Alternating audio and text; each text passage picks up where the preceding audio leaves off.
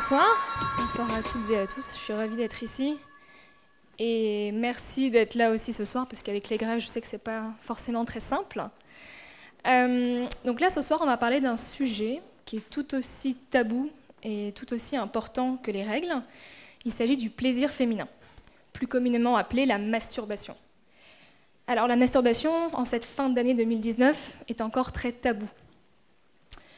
Enfin, c'est pas tout à fait exact. En fait, ce serait plutôt la masturbation féminine est tabou.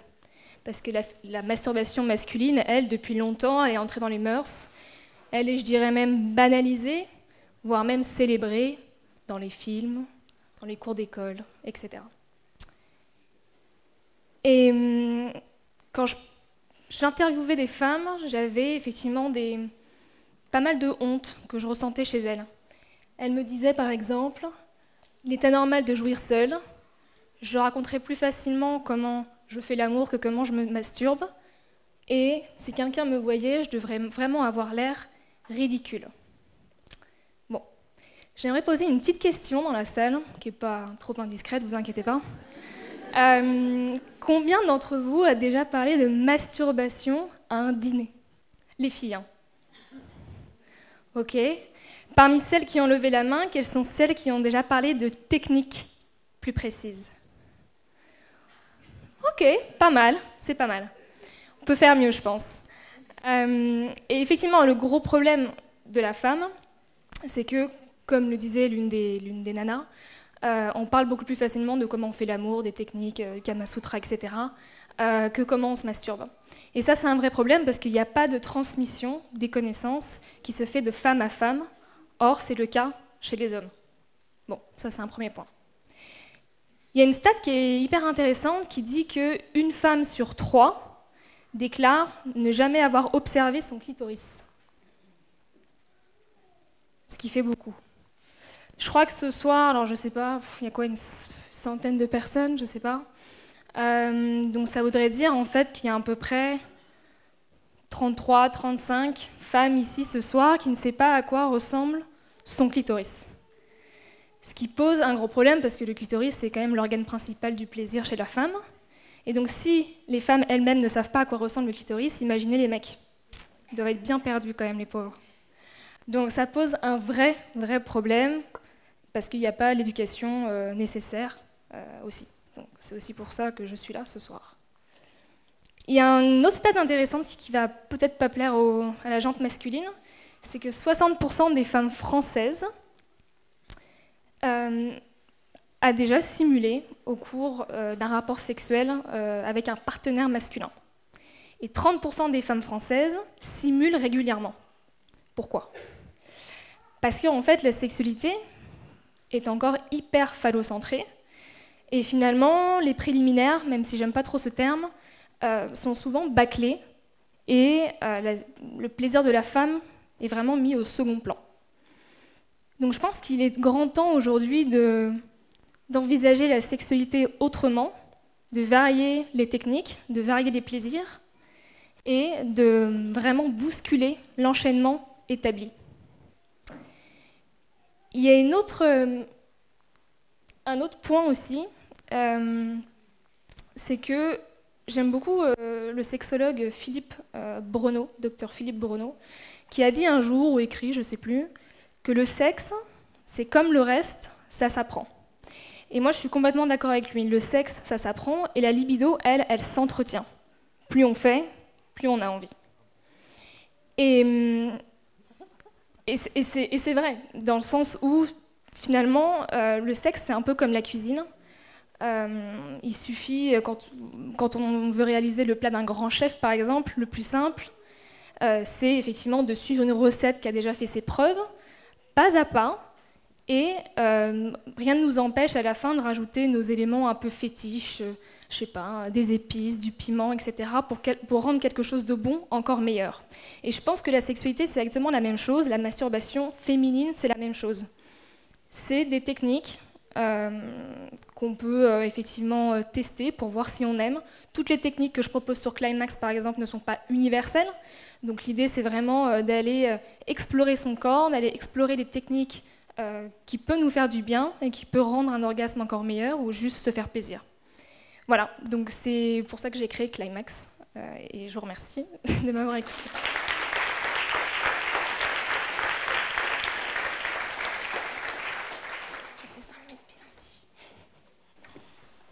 Bonsoir.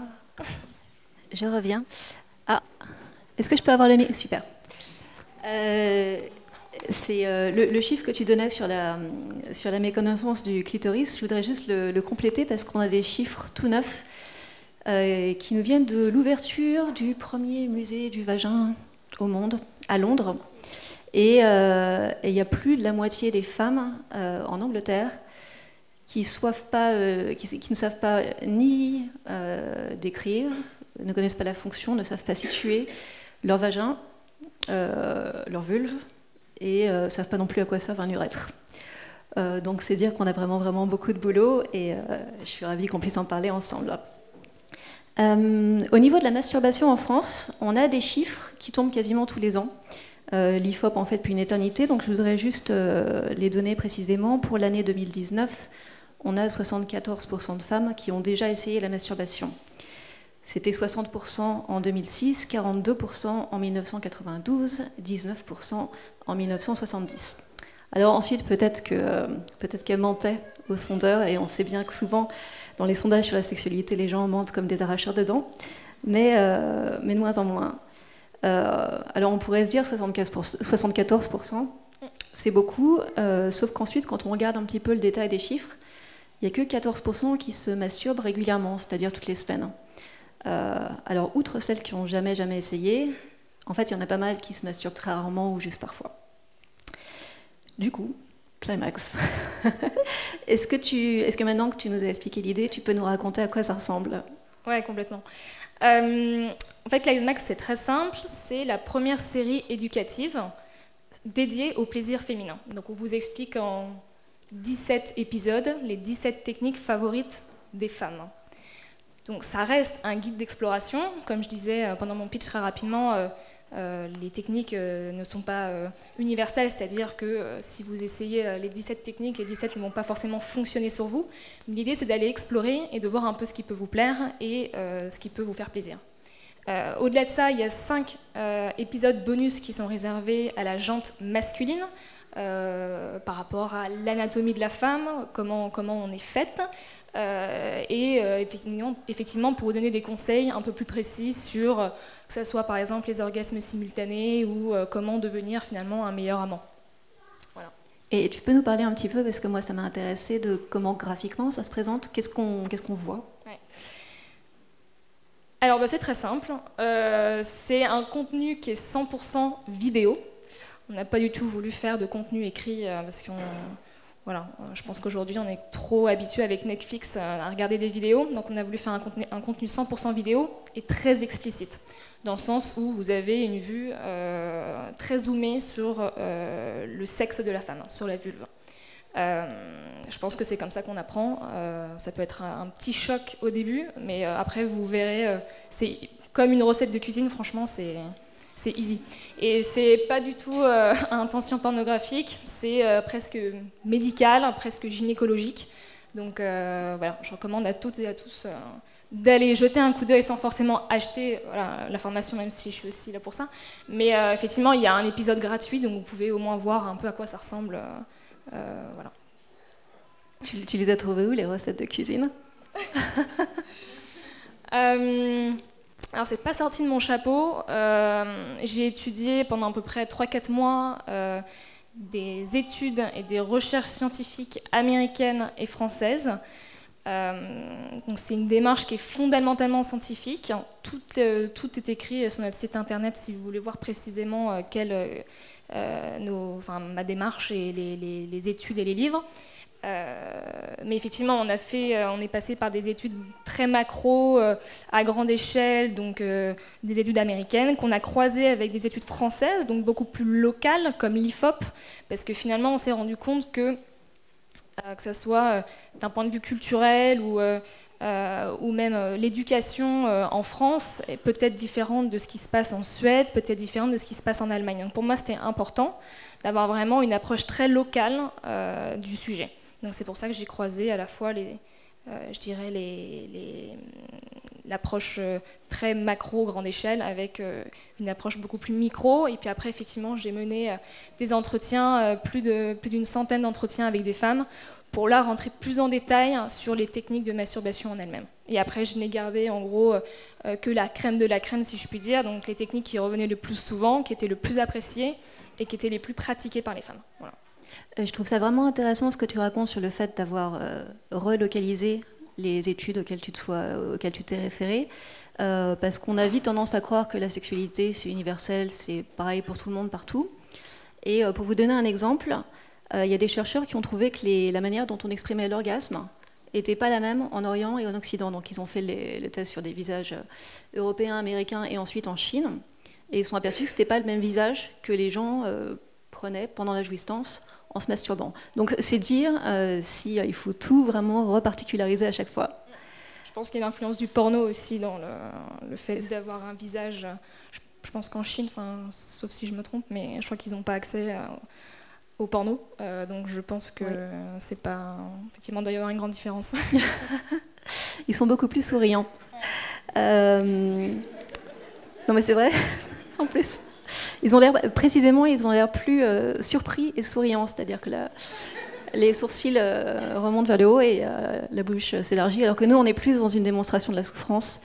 Donc je vous évite le point religion judéo-chrétienne, un peu facile. En attendant, il se trouve que malgré ce que je viens de dire et malgré ce que dit le professeur Philippe Breneau, il y a quand même pas mal de Français qui pensent encore que le sexe ne s'apprend pas.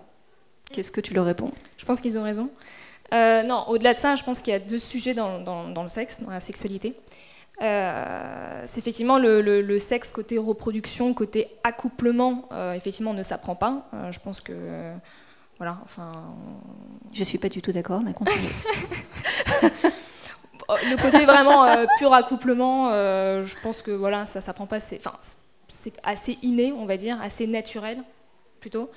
Après, sur la partie effectivement plus érotique, comment séduire, comment donner plus de plaisir, comment on peut aller plus loin que de rester dans le sexe vanille, entre guillemets, je pense que là, ça s'apprend et c'est pour ça aussi que j'ai fait Climax, c'est que c'est pas uniquement pour les personnes qui ne se masturbent pas ou qui veulent tester des trucs, mais c'est vraiment aussi pour dire, voilà, il y a aussi d'autres possibilités que...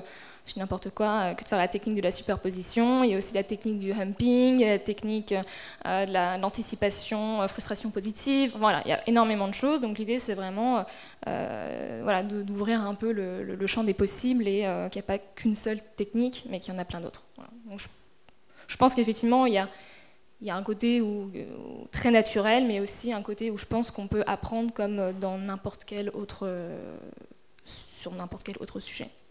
Et je voudrais justement rebondir un petit peu sur ce que tu disais sur la transmission, car nous avons aussi des chiffres sur la transmission des techniques masturbatoires. Ça, c'est une étude de Tenga, c'est une marque de sextoy japonais, justement, qui date de 2019. 61% des femmes ont appris à se masturber toutes seules, 5% en discutant avec des amis, 7% avec un petit ami, 7% en regardant la télé, 5% sur Internet et seulement 4% à leur cours d'éducation sexuelle. Juste pour mettre un petit peu ça en rapport avec les hommes, 49% des hommes ont appris tout seuls, 12% avec des amis, 8% à la télé, 6% avec Internet et seulement 2% avec une partenaire sexuelle. Et du coup, est-ce qu'on pourrait qualifier ton projet d'éducation sexuelle de projet éducatif? Ah oui, complètement. Ouais, c'est un projet qui est 100% éducatif, pas du tout à intention pornographique. Donc ouais, c'est de la pure éducation sexuelle de qualité et concrète, honnête, vraie et partagée. Voilà. Et pour l'instant, c'est qui ton public? Enfin, quel était le public que tu voulais toucher et éventuellement lequel tu as touché? Ce qui est très drôle, c'est qu'effectivement, on se dit au début qu'on veut toucher les femmes, bon, peu importe l'âge, mais plutôt des femmes du coup jeunes. Et c'est avéré au cours, voilà, on n'existe que depuis un mois et demi, donc c'est tout récent, mais on a eu pas mal de traction, que finalement notre public était majoritairement masculin à 80%, et 35 ans et plus, voire même 40 ans et plus. D'ailleurs, on va dire que enfin pas le magazine, pardon, mais l'article qui a le mieux fonctionné, c'est l'article qu'a fait Maya dans Le Monde. Donc ce sont des gens, enfin tu connais peut-être mieux que moi la population. Là, je t'ai pourri ton audience parce que c'est plutôt des hommes de 70 ans, donc... Ouais, bon voilà. On a eu 12 parutions, donc du coup ça a un petit peu rabaissé l'âge. Mais grosso modo, effectivement, c'est plutôt masculin à 75-80% et plutôt 35 ans et plus. Donc voilà, donc on aimerait bien aussi que ça touche un peu plus les femmes. Voilà, donc on travaille aussi sur une V2 pour un petit peu peut-être modifier quelques trucs pour toucher un peu plus les femmes et puis aussi avoir un projet voilà, qui puisse toucher aussi bien les hommes que les femmes. Enfin, c'est un vrai boulot. C'est pas facile. Comment est-ce que tu expliques que les hommes, pour l'instant, aient été les premiers à répondre majoritairement ? Je pense qu'il y a le mouvement MeToo qui a peut-être aussi un petit peu influencé les hommes et qui se remettent énormément en question et qui ont perdu peut-être en confiance. Mais je pense tout simplement que les hommes, selon moi, veulent bien faire et sont très curieux et veulent aussi faire du bien à leurs partenaires et sont aussi curieux, je pense, d'apprendre comment nous on fait dans notre intimité. Donc je pense qu'ils sont très curieux et très avides d'apprendre de nouvelles techniques et de nouvelles façons de faire plaisir à leurs partenaires. Oui, et d'autant que la masturbation, c'est pas forcément solitaire.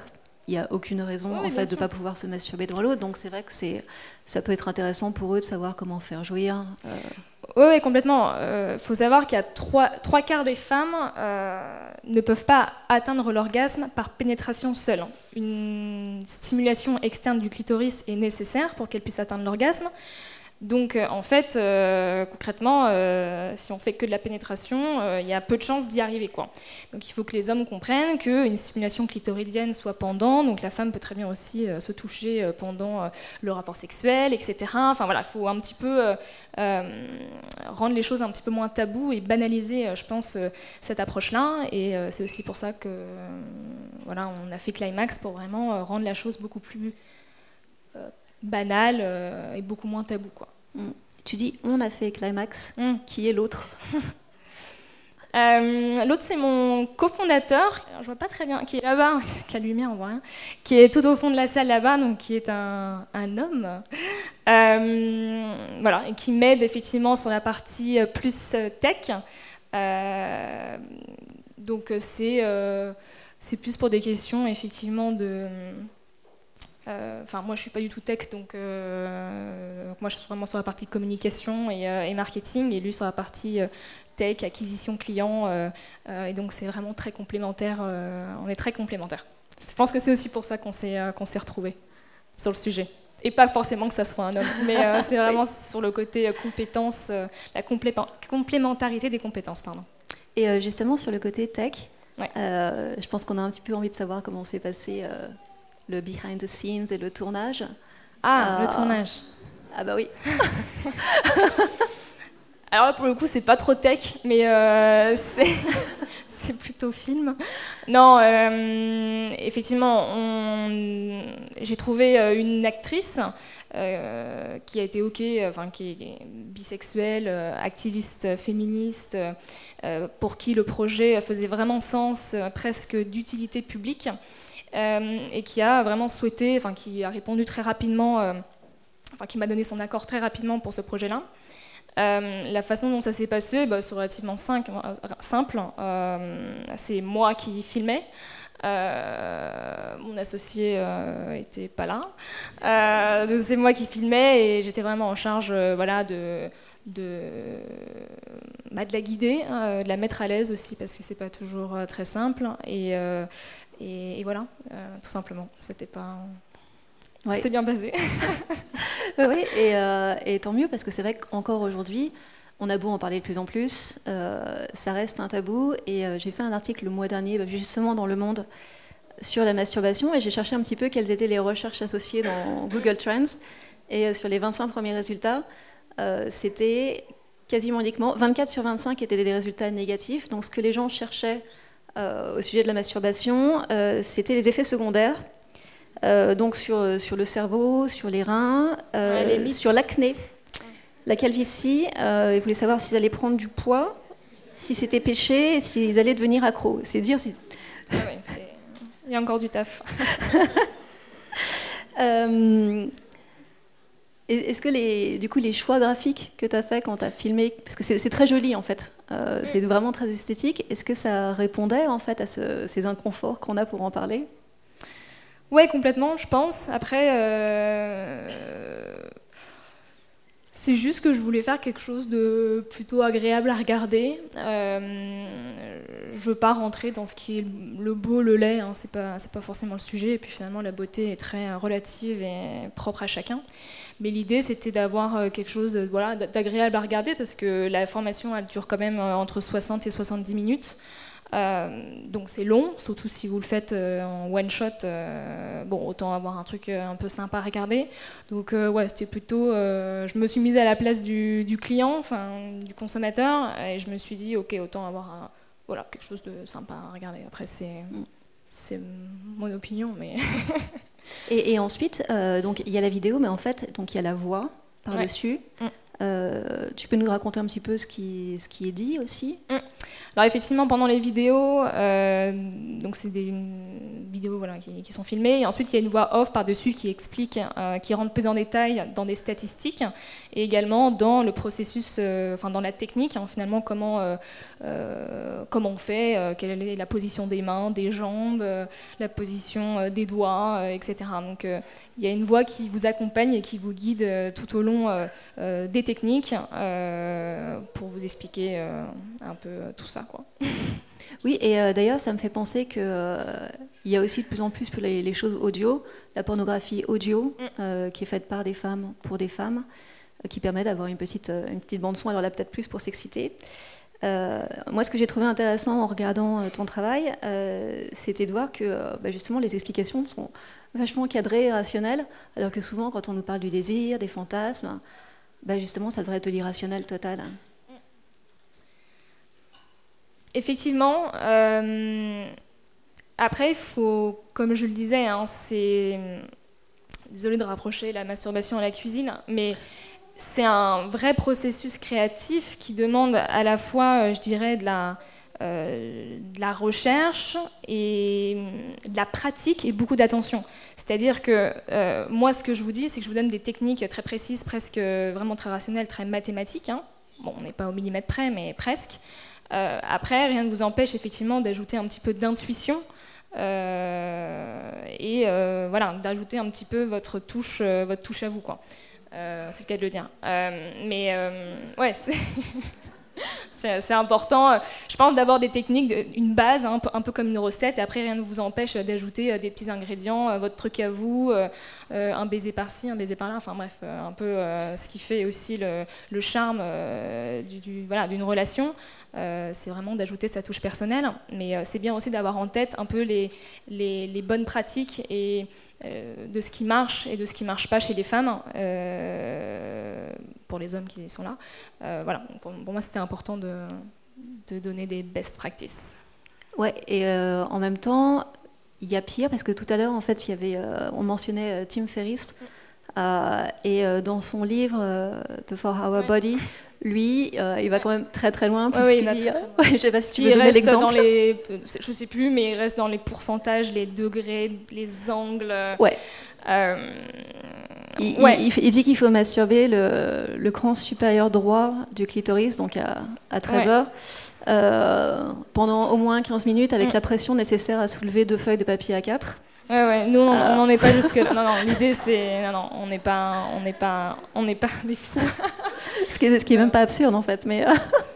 Je sais pas si c'est absurde, j'ai pas testé, mais à vrai dire, non, l'idée c'est vraiment voilà, d'avoir les best practices, un peu les bons tips à avoir et à avoir en tête pendant qu'on le fait. Voilà, après ça reste un outil d'exploration, comme je disais, je préfère le mentionner. Voilà. Et c'est ce qui fonctionne le mieux chez les femmes, donc voilà, normalement parmi les 17 techniques, on a bien au moins une ou deux qui devraient faire ses preuves.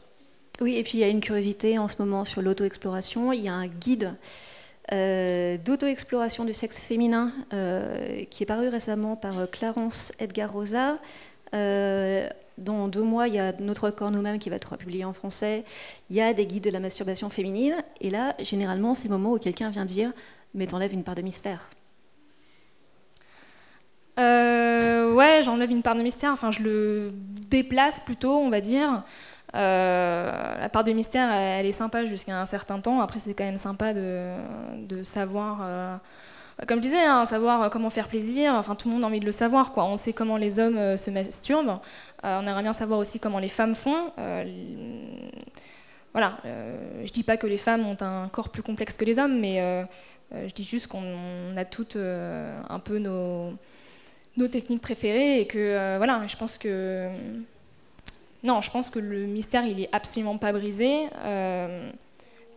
Faut juste avoir en tête les techniques et après les hommes, ça reste à eux aussi d'aller explorer et de voir en fonction des réactions du corps de la femme, de leur partenaire, si elles apprécient ou pas. Je veux dire, c'est pas parce qu'ils vont tester une technique que waouh, c'est bon, c'est celle-ci. Non, c'est un apprentissage constant que l'homme doit faire et que la femme doit faire aussi envers elle. Voilà.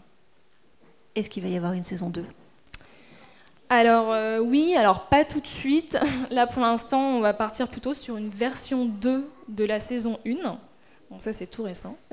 L'idée effectivement ce serait d'avoir plutôt 3 femmes pour avoir effectivement une diversité des sexes, une diversité des vulves et avoir un contenu encore plus quali et des vidéos encore plus quali voilà, pour ensuite un lancement international.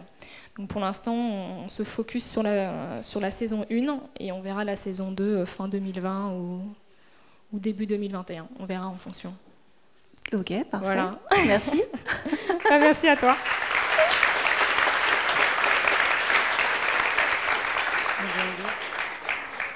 C'est l'heure des questions.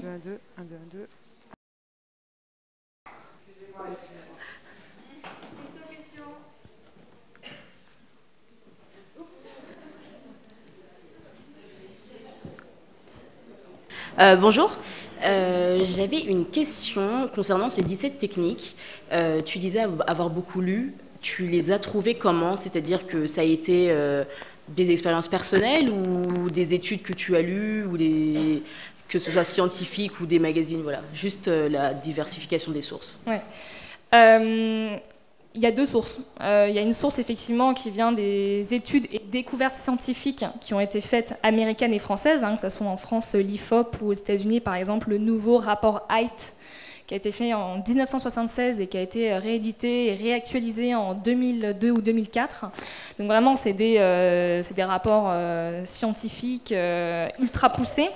Et après, moi, j'ai effectué ma propre enquête auprès de 107 femmes européennes âgées de 19 à 87 ans, de toute orientation sexuelle, pour finalement croiser l'ensemble de ces informations et pouvoir effectivement la réexpliciter correctement dans les vidéos.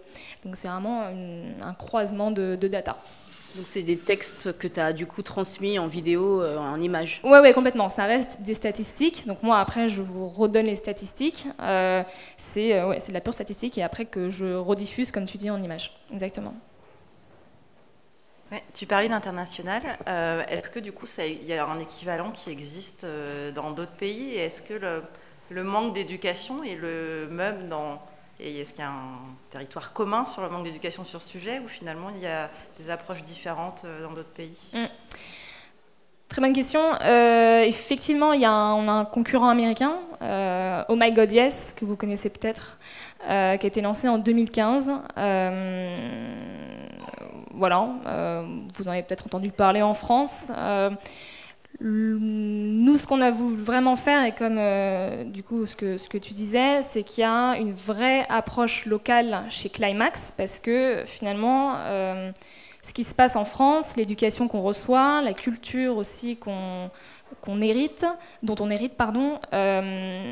et finalement très différente de la culture américaine, encore très différente de la culture asiatique.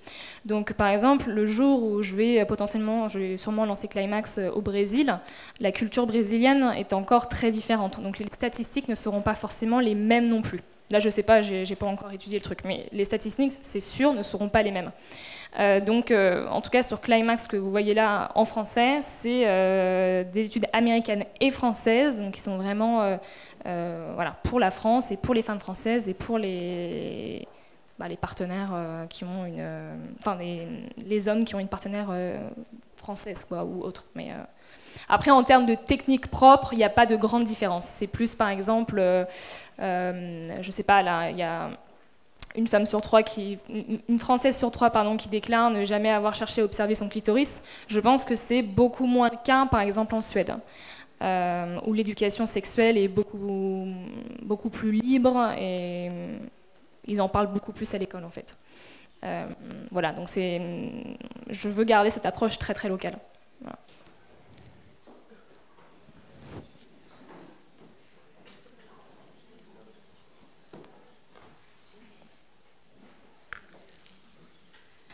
Salut, justement, je voulais rebondir sur le fait qu'on ait parlé d'éducation sexuelle, qu'on parle un peu d'un sujet qui au final a un peu une fin d'utilité publique. Est-ce que dans ton développement, tu penses à pitcher un peu auprès du gouvernement ou d'autres, je sais pas, en tout cas des lycées privés ou autres, parce que je pense on parle souvent du fait que les habitudes, les idées changent déjà quand on est jeune, avec l'éducation auprès des jeunes. Donc est-ce que c'est une de tes idées et est-ce que tu penses comment est-ce que tu penses que ce serait accueilli? Ouais. Accueilli, je sais pas, mais ouais, ça serait un grand rêve de pouvoir effectivement travailler avec l'éducation nationale, mais comme chacun sait ici, c'est un processus qui est très très long. Je veux dire.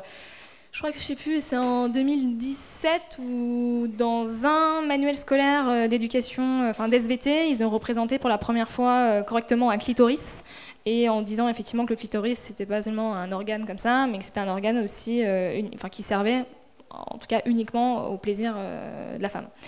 Donc on en est très très loin. Moi je propose quand même des vidéos très explicites. Après pourquoi pas effectivement envisager ça dans quelques années, mais je pense qu'il faut revoir le format et il faut que l'éducation nationale soit aussi un peu plus réactive parce que les startups, on est une startup donc on va relativement vite et c'est vrai que les process à 3, 4 ans, 10 ans, voilà. Mais ouais, c'est un sujet complètement, on y pense. Merci. Je peux poser une dernière question? Ok. Bonsoir, merci beaucoup pour ton initiative que je trouve super chouette. Par rapport aux représentations du corps de la femme, je pense qu'on est un peu loin parce que en fait, je travaille en rééducation du périnée et déjà sur nos modèles anatomiques où on présente des bassins, le clitoris n'est pas du tout présent en fait. Donc ça veut dire que mentalement il n'existe pas. C'est un peu le concept d'excision mentale, donc voilà, on en est là. Par rapport à ce que tu as dit tout à l'heure, c'est que la majorité de ta clientèle est masculine, du coup, et qui a 35 ans et plus. D'ailleurs, par rapport à la question, on peut peut-être faire une étude sur dans le pourcentage de ces hommes qui ont recours à ton site, combien de temps, du coup, ils arrivent ils ont diminué leur temps d'érection et d'éjaculation parce qu'en fait ils sont obligés de recourir à d'autres techniques pour donner du plaisir à la femme. Bon, ça c'était nos remarques et la question du coup c'est est-ce que tu as des pistes pour convertir ton public à un côté plus féminin, qui était ton but premier?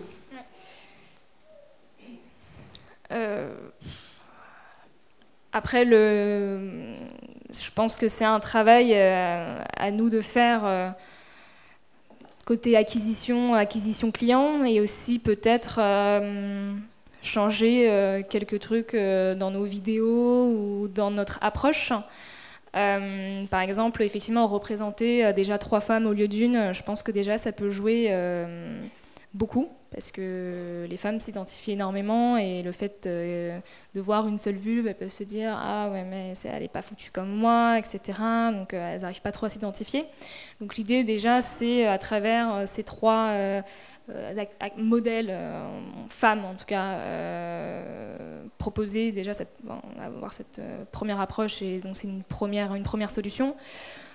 Après, c'est un travail vraiment de partenariat aussi avec d'autres marques, d'autres boîtes, d'autres startups pour élargir notre clientèle. Et voilà. Mais après, effectivement, si la cible reste très masculine, bon, je peux pas faire grand-chose, mais en tout cas, je ferai mon possible pour élargir au maximum, et sachant que le but premier, c'était en fait effectivement de toucher, de cibler les femmes.